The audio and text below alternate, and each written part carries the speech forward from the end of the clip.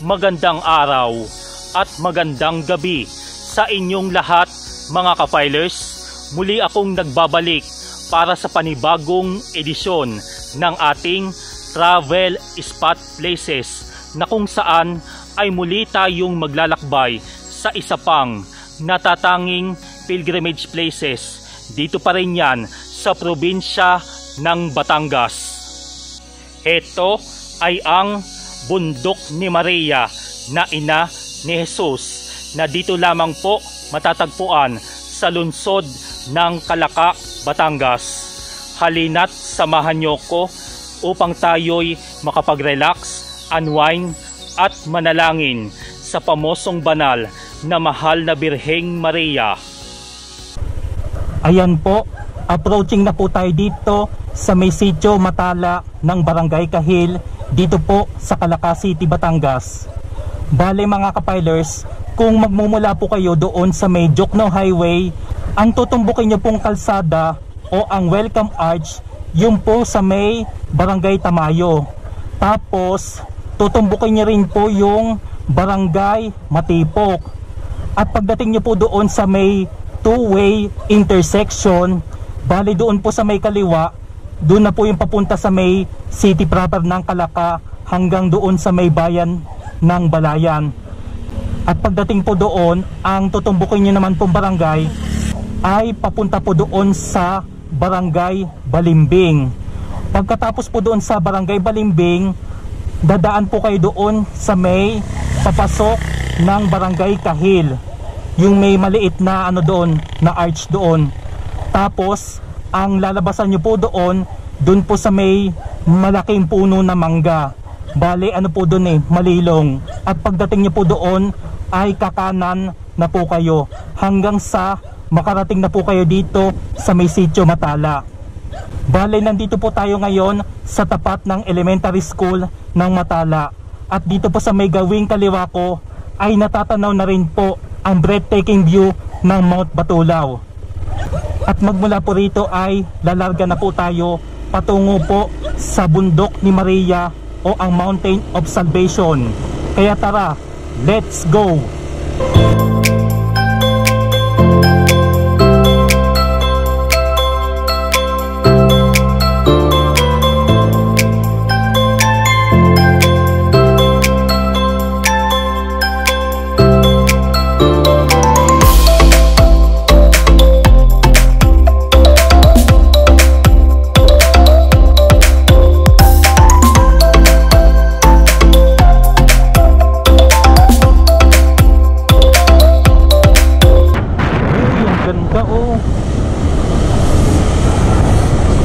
Tapos dadaan pa tayo dito sa may anong to, parang tulay.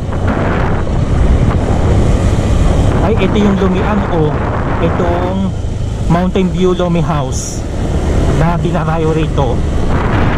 Ang ganda. Tapos ito yung waiting shed. At dito yan ahon. Ayan paahon-ahon ang kalsada rito. Pero dito pa lang panalo na ang mga breathtaking view ng mga tanawin rito. Wow! At dito sa may gawing kanan ko ay heto na yung pader ng ating pupuntahan. Ayan heto na nga yung Bundok ni Maria at saka yung Mountain of Salvation. Ayan nakaturo, Bundok ni Maria. Yan. Nandito na rin po tayo sa may bandang gate. Yan. Iikot lamang tayo para mas makita natin. Dito sa may gawing harapan ko bangin.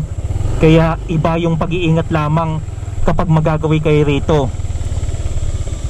Ayan mga kapilers, ito na po yung papasok sa Bundok ni Maria.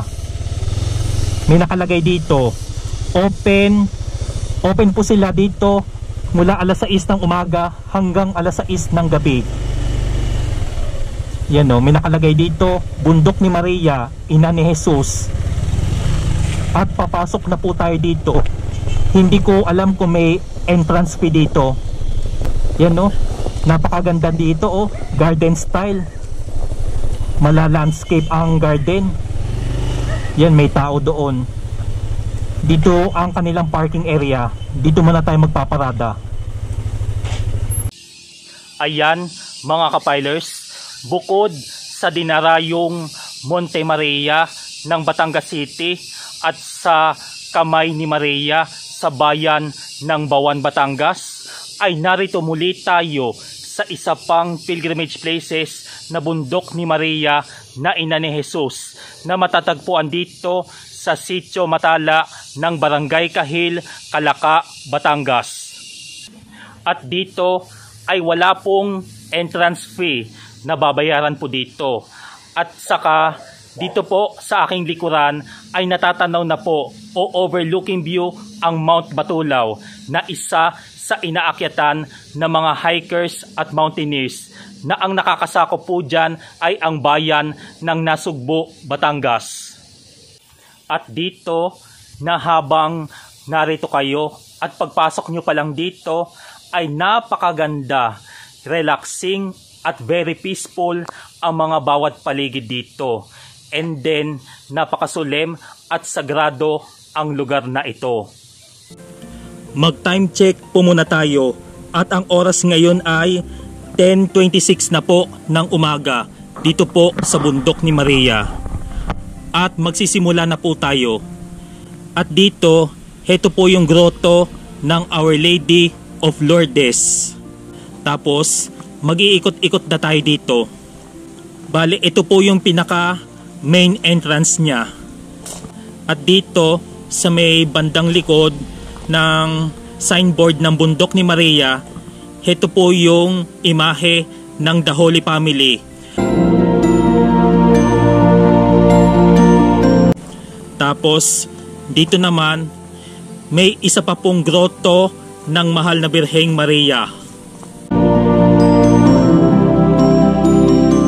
At heto po ang nakalagay sa tarpaulin na ito po yung mga Marian feast. Ito po yung mga imahe ng Mahal na Birheng Maria, kung ano po yung pinaka-fiesta nila.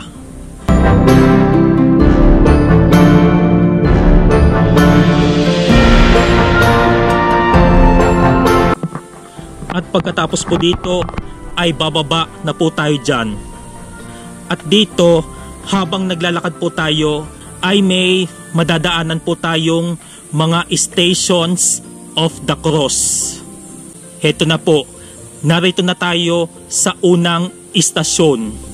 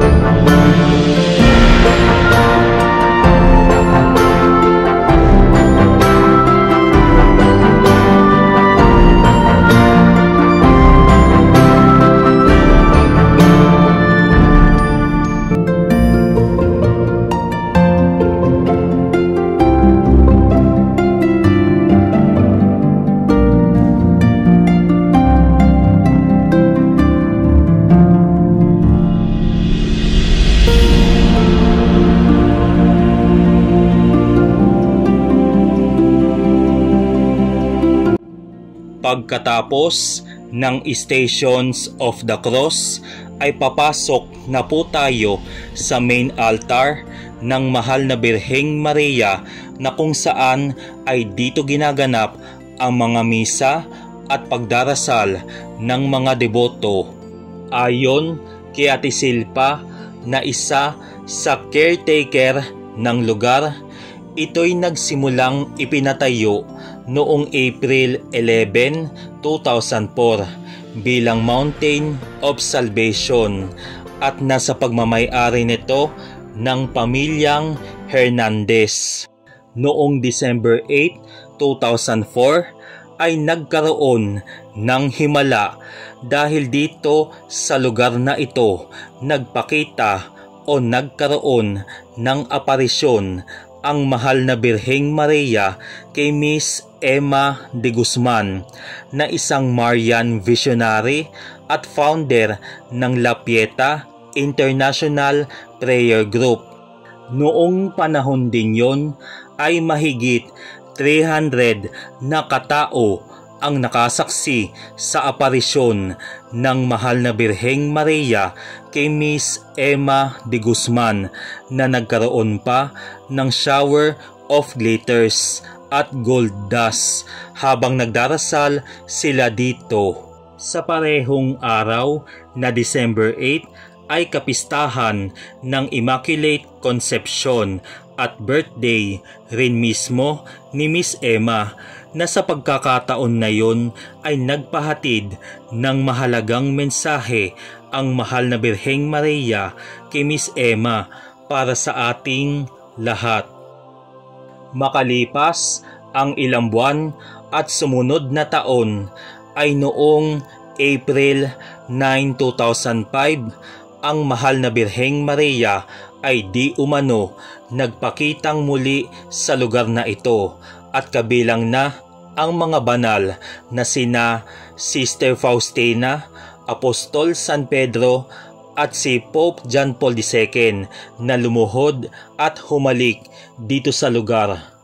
Makikita dito sa likuran ng imahe ng Birheng Maria ang mga panyo at mga rosaries na nakasabit sa may puno at sa tabi nito ay ang maliit na bukal. Ang tubig nito ay maaaring inumin at pinaniniwalaan na nakakapagpagaling ng kahit anong uri ng karamdaman.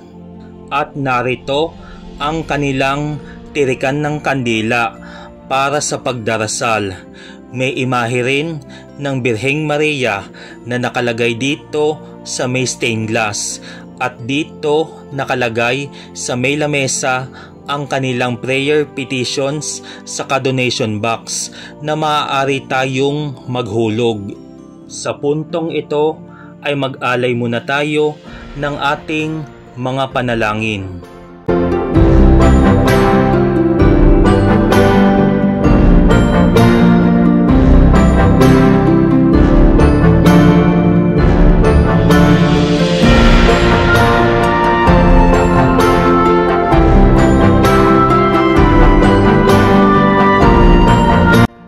Sa kasalukuyan, si Miss Emma de Guzman ay nakadestino na sa New Jersey ng bansang Amerika at sa tagubilin ni Archbishop Ramon Arguelles ay noong 2015 na ang Mountain of Salvation ay inilipat at nakabase na sa tabi ng Monte Maria Shrine ng Batangas City.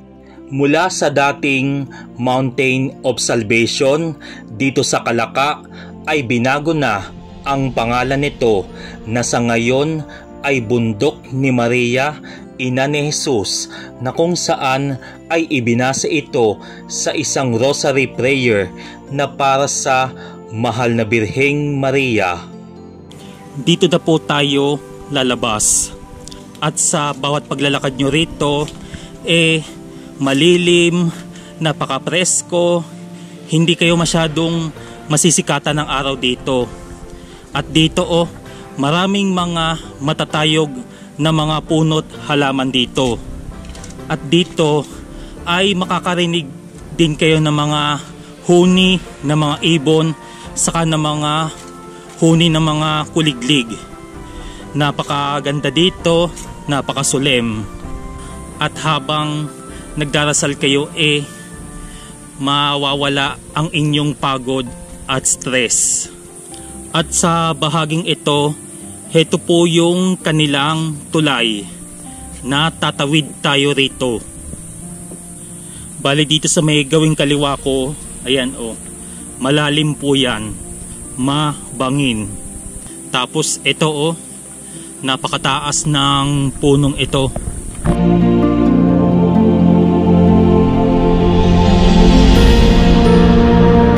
At habang naglalakad kayo palabas, ayan oh, overlooking na at napaka breathtaking ng view. Ayan oh, kitang kita ang Mount Batulaw sa kayong mga mountain range dyan sa paligid. Aakyat at aakyat tayo hanggang sa maka-exit tayo. Nandito na po tayo sa labasan. Meron ditong half court. Tapos meron pa rin ditong rebulto ni Mama Mary o yung Our Lady of Fatima.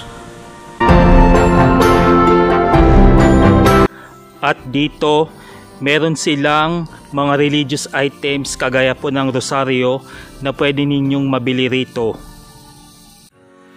Ayan po, at tayo'y nakapaglibot na at nakapagdasal dito po sa bundok ni Maria, na kapag nandito ka ay ma-enjoy mo ang mala nature feels na bawat paligid nito.